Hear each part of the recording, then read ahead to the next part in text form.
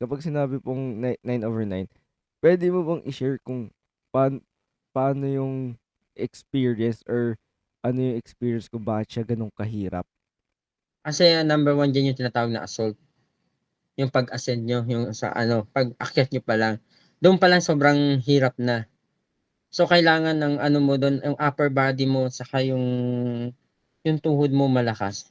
Kasi sa mga major hiking kasi, ang dinadala mo kasi diyan is more than pinakasagad mo na siguro 25 kilos sa likod mo. Kasi nandun yung tent mo, nandun yung mga water mo. Ang water mo, pinakasagad na yung 2 liters, bitbit mo. Yung food nyo pa, mga extra clones, lahat bitbit mo. Kaya kailangan ng upper body mo dun malakas. Lalo na pag assault. Pag sinasabi mo kasing assault, halos nagna 90 degrees na yung ano ng paakyat. Oo.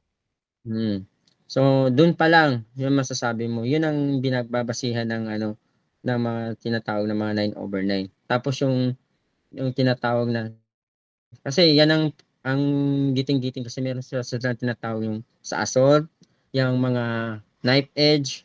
Yung knife edge, yun naman yung dumadaan ka sa isang way na bangin, magkabilaan. Ki Sobrang tarik ng bangin. So, yung talagang ang daan mo is yung talagang yung saktong-sakto lang yung katawan mo. So, yung balance mo dun kailangan magaling ka din. Isa yun sa mga basihan ng ano ng, tapos yung may tinatawag dun na kiss the wall. Yung kiss the wall naman, yun yung halos niyayakap mo na yung pader, niyayakap mo na siya, nakaganon ka sa mga bato. Tapos ang babagsakan mo is bangin. i Oh, ganun lang. Oo, yun naman yan siya. Tapos, bago ka makapag-summit sa Mount Kiting-Giting, meron ka dong aakyatin na bato na yung pader na bato na naka 90 degrees siya. Anytime, maling tapak mo lang, sure na yung buhay mo. It's either kung buhay ka, pero kung comatose ka, bali-bali katawan mo, or patay ka talaga diretso. Ganun. grabe, Ganun ang ano niya. Kaya siya 9/9 talaga. Kasi lahat pagdadaanan mo sa Mount Kiting-Giting. grabe yun. Mm. I Lahat mean ng lahat ng technicality ng ano ng pag-ha-hike dun nandoon, complete package. grabe nga yun. Buti kuya buti kuya nahanap mo yung ganiyang ano, ganiyang passion na na mag mag tawag nun, mag-mountaineering kasi siguro hindi lahat ng tao ano, like matutuwa talaga siya parang alam mo yung parang sense of Hmm, relaxation kapag ginagawa yun. mm. Kasi parang ano yun, parang sa umpisa ang hirap-hirap dun mo lang mare-realize yung parang ganda nung place kapag nasa pinaka-summit or pinakatuktok ka Oo, na. totoo Ta's 'yan. bababa ka na paulit. Dun mo ma-appreciate yung ganda ng view 'pag nasa summit ka na talaga. Kasi lahat nakikita mo na, eh. Tsaka ano yun, yung yung pagiging proud mo sa sarili mo, natapos ko 'to, yung gano'n. Ano yun, achievement din yun sa buhay yung gano'n, nakapag-summit ka, napagsa lalo na kilala yung bundok, siyempre parang feeling mo ano ka na sa ibang mga mountaineer 'pag natapos mo yun, angat ka na, nakapagkita na ako, gano'n. May mga gano'ng ano ka, may mga gano'ng drive ka sa sarili mo na kailangan maano ko 'to para hindi din ako maano sa ibang ano, hindi ako hindi ako nahuhuli sa ibang mga mountaineer din na ano nakapag G2. Kasi Mm. hindi lang G2, marami pang mga sikat na mga bundok na hindi ko pa naakyat, na talagang nasa mga bucket list ko pa 'yan na talagang kailangan mapuntahan ko 'yun. Nung nag-uumpisa ka kuya, ano yung mga experience mo na na ano yun, yung tinatawag na na masho-shock ka talaga? Kasi siyempre nung mga first 2 hiking mo parang alam mo yung, madali lang Mm. siya or parang smooth sailing lang Mm. siya. Pero once na Siguro nagle-level up ka na, ano yung mga like nasho-shock hmm, ka sa mga susunod na siguro din sa experience? mga gamit. Sa mga gamit kasi nung ano, nung nag-uumpisa kasi ako siyempre saktong day hike lang kami dati, 'pag mga minor lang, day hike lang sa isang araw kaya kong tapusin yung pagha-hike, eh. So nung nag-start na ako ng overnight, ng mga 3 days 2 nights nga, dun ako na-shock, dun kasi lalo na unang 3 days, 2 nights ko is Mount Giting-Giting. So, hindi ako nakapag-prepared ng talagang mga gamit na tulad ng sa tent. Akala sabi na lang kasi tent, hindi naman specific na kailangan mountain tent ang dadalhin. Ang dinala ko beach tent. Oo. Oo. So, pagdating do'n, parang bumabagyo. Pero maganda yung panahon. Sa baba nung bundok, maganda yung panahon. Pero pagdating sa taas, parang may bagyo. Eh, sabi naman talaga ng mga tour guide, gano'n talaga. Normal yung gano'ng ano. Kasi ang unpredictable kasi ang bundok. Lalo Mm. na pag nasa taas ka, di mo alam kung kailan siya uulan, di kailan siya maganda yung panahon niya. So, nung dala ko beach tent. So, nagulat yung mga kasama namin. Sabi niya, bakit beach tent ang dala mo? Eh, hindi ko man alam kasi na sabi niyo lang kasi tent. So, ano ko, tent, okay na yung gano'n kahit beach tent. Yung pala, may tent pala na pang bundok talaga na pag tulad no'n nangyari sa akin, di sinet up ko pa rin kasi wala naman ako ibang choice, eh. Wala naman ng ibang extra na tent, eh. So, sinet up ko pa rin siya. So, nung pag-setup ko, di nung mga gabi na medyo umuulan sa taas ng bundok, umuulan. Siyempre beach tent lang yun, yung patak ng ulan dire-diretso, so pumapasok na dun sa tent. Siyempre dun ako nawindang, eh, na basa ka na sa loob, basa ka na. Buti na lang meron akong isang kasama na ano, na maganda yung tent niya North Face. Mahal yun, eh, talagang solid ang ano nun, mga North Face. Buti na lang may extra siyang tarpaulin. So ang nangyari, yung extra niyang tarpaulin, yun yung ginawa kong sapin dun sa loob ng tent. Tapos naglagay na lang ako ng plastic na pandoble dun sa taas ng tent para yung tubig hindi siya papasok talaga diretso sa.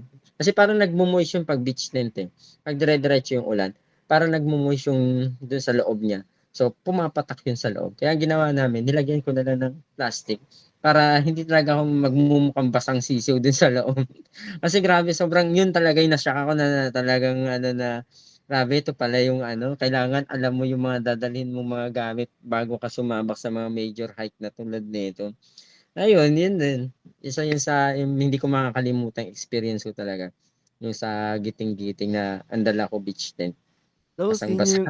yun yung ano yun kuya, pangalawa mo or pangatlong hike First mo time ko yun na na overnight. Pero yung hike na yun sa Giting-Giting, ano na yun, ay hindi ko na mabilang kasi nga nag-Rizal pa ako. Ang dami ko pang mga major hike bago ang Giting-Giting talaga. Pero yun ang Giting-Giting ko yung first ano ko, overnight sa bundok talaga. ang lapit Mm. naman kuya nun kasi kung first time mong yun yung parang overnight mo na 3 days, para bang paano Mm. paano ka the rest of the day na basang-basa yung tent mo, basang-basa yung bag mo sa loob? Mm. Ayun nga nakatulong naman yung ano, yun nga yung tarpaulin, nakatulong yun. Kaya hindi Hmm. ako totally nabasa talaga na ano, kasi dahil dun sa tarpaulin ay branded North Face, talagang hindi siya nababasa na ano. So safe naman yung mga gamit ko kasi yung bag ko kasi normally 'pag mag-ano ako, magha-hike ako, nilalagay ko muna sa 'di ba yung pang-hike ko na bag na malaki, 50 kilos ang pinaka-capacity nung bag. Naglalagay ako dun ng plastic sa loob pa. Dun Oh. ko nilalagay yung mga damit. Para 'pag halimbawa, umulan man ng umulan, kahit mabasa yung bag, hindi mababasa yung gamit mo sa loob kasi meron pa siyang plastic. Yung parang plastic ano, trash bag parang gano'n, Mm. pero transparent siya. Hmm. Tapos nung naka-reach na kayo nung sa summit kuya, like ano yung feeling dun tapos Siyempre ang gaano kayo saya. tumagal dun? Siyempre ang saya. Yun nga lang kasi hindi lang namin ma-celebrate ng maayos yung pag-summit namin kasi, merong mga bundok kasi na tinatawag na sagrado. So, may mga tour guide na medyo mapamahiin, naniniwala sila sa mga spirit, sa mga engkanto, sa mga anong tawag nito, mga anito, mga bathala. So nung nakasama namin, nung magsa-summit kami kasi ang tour guide namin, maniwala ka sa hindi, ang tour guide namin ang edad niya is 80 years old. Wow!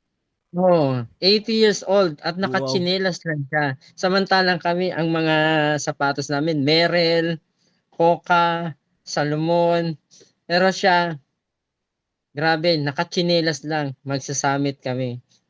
Ginamitan Well, lang kami ng pero ako nung time na yun naka-sandal lang ako.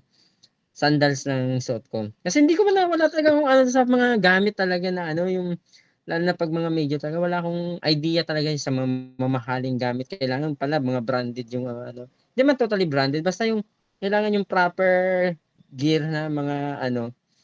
O tignan mo 80 years old kasama namin.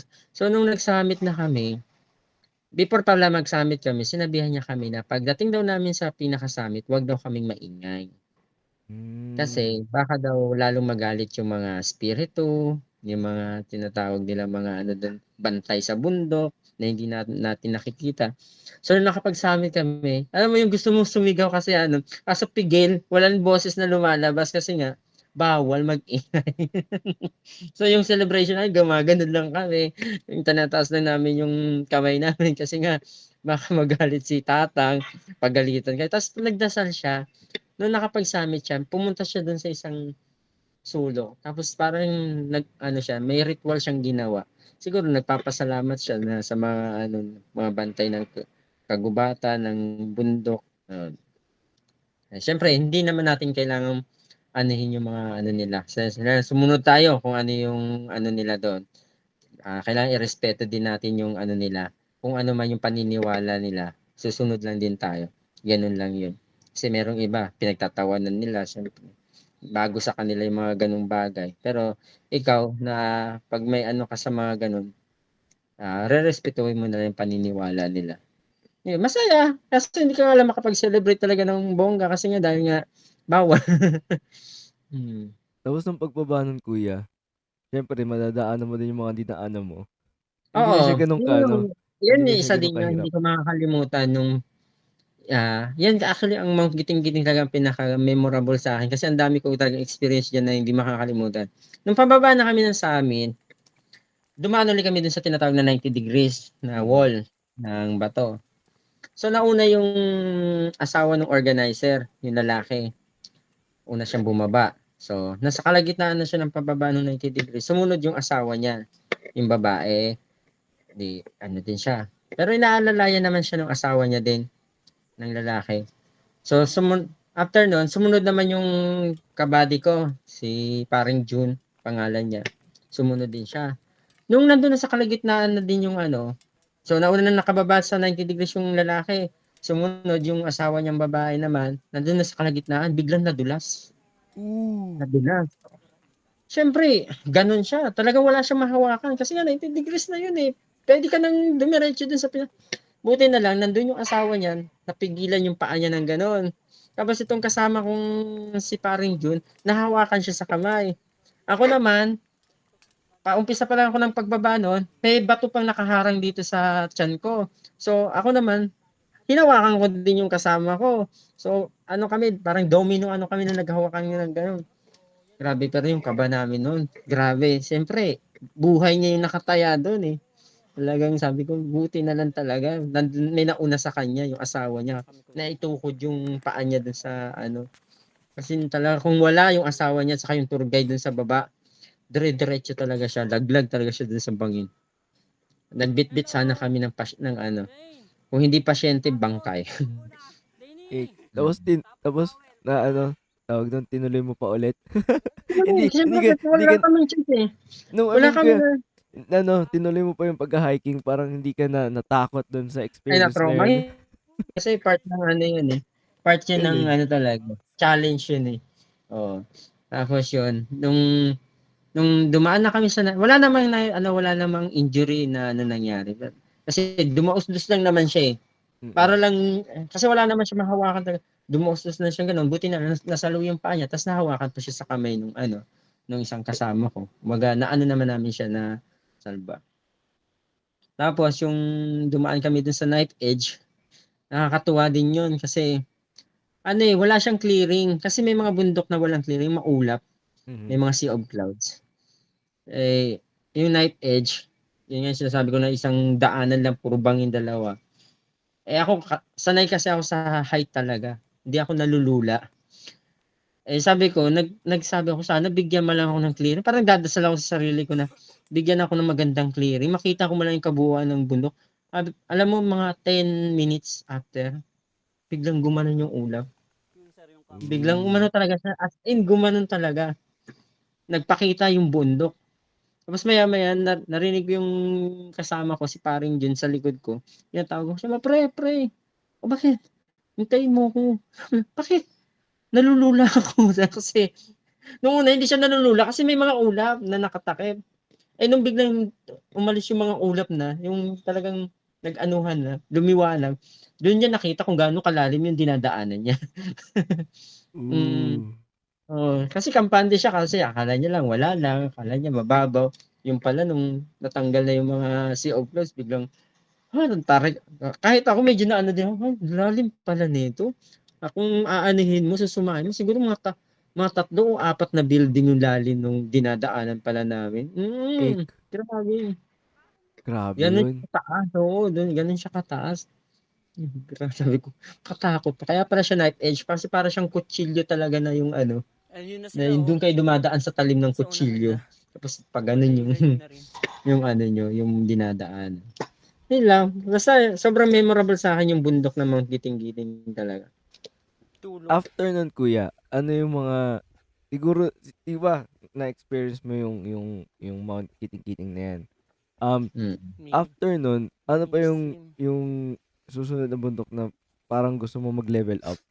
Kasi parang yung Um, time na yun, parang yun yung pinaka mm, difficulty mo eh. So, Putik. ang isa kasi sa mga gusto ko talagang ma-hike talaga na lagi ko naririnig sa mga mountaineer na mahirap is yung Halcon sa Mindoro, Dito Mount naman Halcon. papunta tayo sa So far, kabilang yung Mount bansa. Halcon ngayon, sarado pa talaga. Matagal na siya nakasara hanggang ngayon hindi pa rin sila nag-aano kung kailan sila magbubukas. Wala pa silang ano, ina-announce na ano. Kasi yung Halcon kasi, legendary yan na bundok kasi sobrang ang daming namatay diyan na mga mountaineer. ooh. Kung iaano mo sa history ng ano, Aling tapat na yan. ng ng mountaineering, ang Halcon ang isa sa pinaka-grabeng delikadong bundok. Kasi sobrang daming namatay na mga mountaineer diyan. Diyan namatay yung halos ilan ba yun? Parang 17, 18 na UP mountaineers. Saka may mga bit-bit pa sila. Ooh. Alam mo ba? Dahil nung pag-hike nila, Hindi sa akala likod, nila sa kasi sa ulo. Luzon tatama yung bagyo. Nakaano Yung yan. pala lumihis yung bagyo dito sa Mindoro dumaan. Yung halimbawa isang sako. Namatay yung mga UP mountaineers sa hypothermia ba ang tinatawag sa ganun yung naano masyado sa Siyempre, lamig sanay tayo sa sa ano nababad sa tubig. trabaho natin Oh. na magaan. Kaya yun isa sa mga gusto kong ma-hike. Kung gaano nga ba talaga siya kahirap.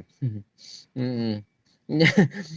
Yung iba matatakot na kasi daming namatay. Ako hindi. Gusto ko siya i-try. Gusto kong ano i-accept yung challenge kung gaano ba talaga siya kahirap na bundok. Tapos ayun, Halcon sa Mindoro. Sunod yung Mantalinhagan sa Palawan. Actually dapat nung before pandemic naka-schedule na ako doon sa Manta. May flight na kami noon ng May. Eh, 'di ba nag-pandemic ng March. So yung ticket namin na-cancel. Eh, akala namin nung time na yon 2 months, aabot na ng 1 month. Tapos 2 months lang ang ano, yung quarantine hanggang sa umabot ng taon. So So, yung scheduling, naurong hanggang sa umabot ng taon na expired na yung ticket namin, wala na. Hindi na natuloy. Oh. Kaya parang nagkatamaran na rin kami. So, sabi ko sana ma-push pa din 'yun kasi gusto ko rin mapuntahan yung Manta talaga sa Palawan. ayaw mo i-try kuya or mag-set ng schedule ngayong or this year o kaya next year? Habang maganda pa yung panahon at mainit. Eh, sa ngayon kasi, sa nakikita mo naman sa mga activities ko ngayon, more on naka-focus ako ngayon sa running naman. Mm. So, parang medyo naglaylo talaga ako sa hiking kasi parang yun nga, ang target ko na kasi talaga yung mga legendary mountain talaga na ano. Tapos ngayon, ang pinaka-last ko nag-ano, mountain na ano, major hike talaga is yung Mount Bulusan sa Sorsogon. Mhm. Last year lang yun, hinike ko nung July last year. Yun ang kauna-unahan ko naman na bulkan na inakyat. Ooh. Kamusta naman yung Yun. experience na yun, kuya? Before tayo pumunta sa triathlon mo. I mean, paano, ano yung experience mo dun sa, ano, sa bundok na yun? Yung sa Mount Bulusan, siyempre ang sarap ng experience yun. So, siyempre, first time na bulkan kung aakyatin yun. Sobrang excited ako noon. Talagang hindi ako makatulog din ng ilang ano nun sa sobrang excited kasi yung gustong-gusto ko kasi makakita talaga ng bunganga ng bulkan. Mm. Yun sa number 1 talaga yun. So nung ina-invite ako ng isang tropa na sabi niya, ano, Boss Ray, baka gusto mong ano, sumama ng Mount Bulusan, Sorsogon. Talagang hindi ako nagdalawang isip. Sabi ko, sige, go. Mm. So ngayon, ito na, natuloy na kami. Talagang, ang ganda rin ng panahon, ang ganda rin ng panahon. Yung hike niya, di ko ano lang, siguro kung i-rate ko yung hike ko dun sa Mount Bulusan, nasa 6 lang. 6/10, ganun. So, nung pagdating namin doon, parang sabi ko parang yata may balat yata ako sa puwet na. Pagdating doon, ang ganda ng panahon sa baba, pagdating na naman doon sa may taas, medyo makulimlim na naman, naulan-ulan na naman. So, medyo maganda na yung mga gamit ko kasi talagang ano na nag-level up gamit ko. Talagang alam ko na yung mga tent na dapat na gagamitin. Tapos may mga dala na rin akong ibang mga gamit na talagang ano, yung like lutuan, mga lamp, yung mga headlamp, tapos yung mga ilaw mismo dun sa tent kumpleto na ako. Tapos dito na, kinabukasan, siguro mga 1 o'clock na madaling araw kami, na nag-hike kami ng mga kasamahan ko. Umuulan talaga, ang lakas ng hangin. Sabi ko, ito na naman, parang Mount Giting-Giting lang. Bakit laging umuulan pag pa-summit na? Pagdating namin doon sa summit mismo, parang bumabagyo na. Parang may signal number 1 na. Nge. Sabi ko, Tapos sabi ko nga doon sa tour guide, sabi ko, bakit? Ay, ang ganda ng panahon doon sa baba.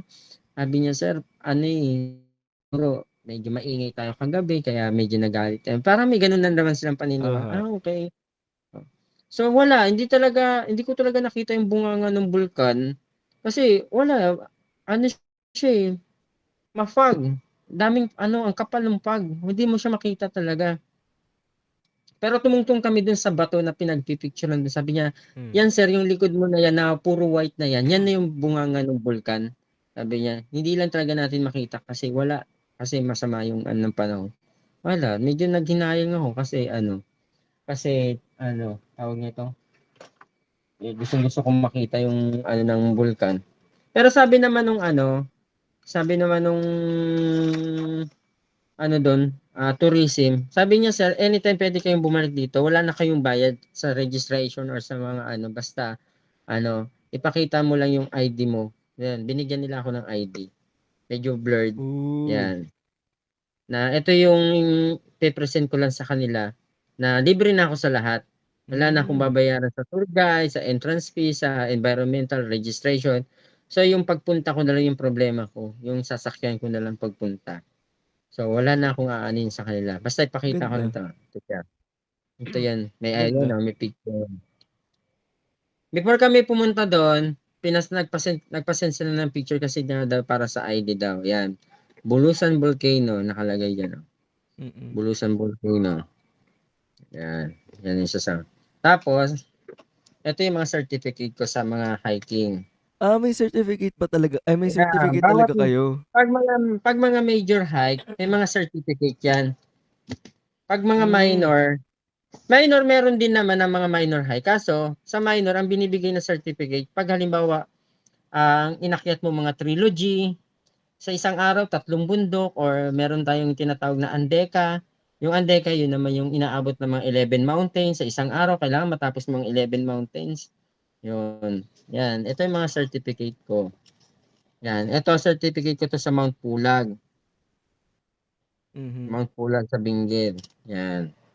Ang dami, Kuya Ray, 'no?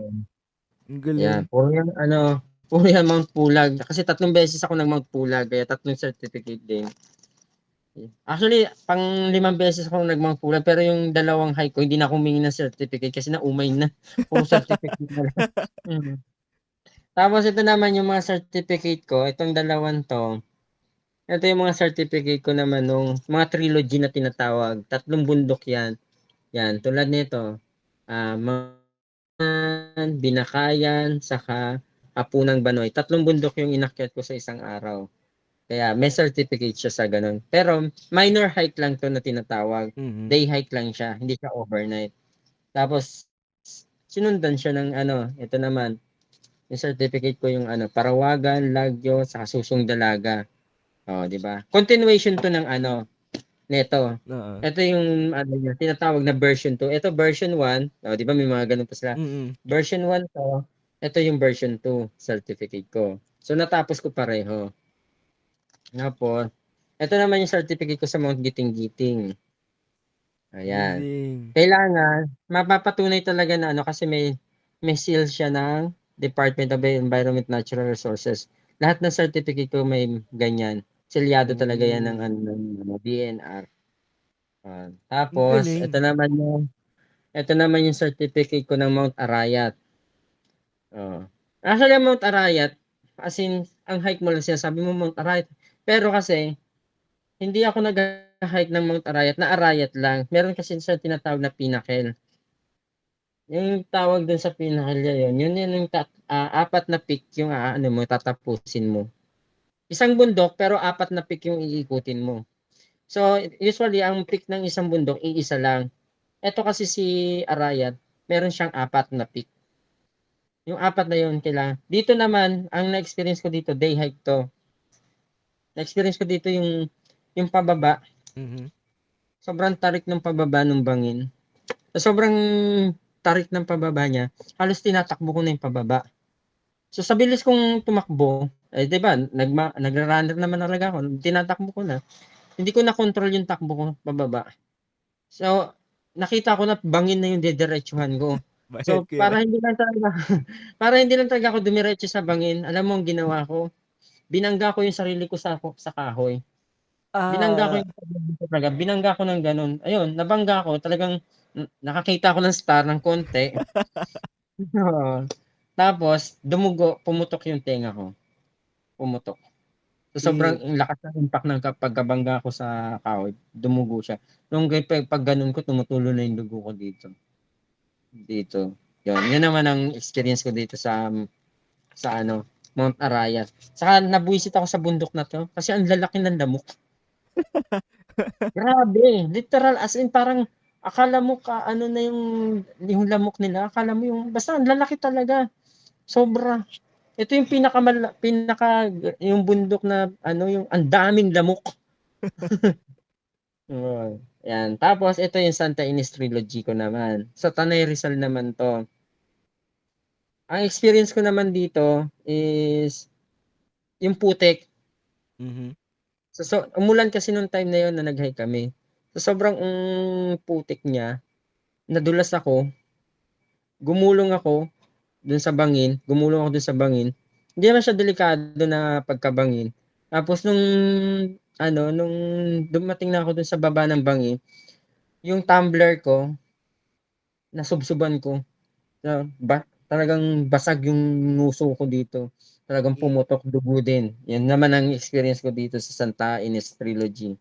Yan. Major hike din yan siya kasi trilogy yung niya eh. 3 bundok din ang inakyat ko dyan. Ang tawag sa bundok niya, Irid, Tukdoang Banoy, saka Parukpok. Ayan. Yan yung mga major hiking ko ng mga certificate. Wala akong galing. wala akong mga certificate sa minor, puro major lahat 'yan. Yan. Talagang nilagyan ko siya ng na para collection ko. Collection talaga Ay, ito yan, pa Kuya Roy. pala. Meron pa palang isa. Ito naman, Mount Purgatory. Ito magandang experience ko dito. Purgatory. Nakakatakot yung theme, ah. Oo, di ba? Pero hindi naman impyerno yung dinanas ko dito. Mm. Kasi sobrang maganda naman yung niya. Kasi 6 na bundok ang inakyat ko dito sa Mount Purgatory. Kaya lang siya inano ng Mount Purgatory kasi mas siya yung kilala, yung bundok na yun. Sa Hmm. kanila, yung Purgatory talaga yung mas kilala sa lahat. Yan. Ang pinakaka-proud ko sa certificate na 'to kasi ang pumirma dito mismo mayor. Ooh. Oo, mayor. May dry seal talaga siya 'yan, nandito. Naka-dry seal talaga na ng munisipyo ng ng Bukod Benguet. Yan. Mm. So sa mga precious certificate ko to. Kasi mayor mismo talagang pumirma diyan. Ayan, marami pa. Marami pang bakante, marami pa akong pupunuin diyan. Aakitin. Marami pa akong aakyatin. Hindi pa tapos. You can catch the entire episode exclusively on YouTube. It's youtube.com at The Nick Berliano Show. It's youtube.com at The Nick Berliano Show.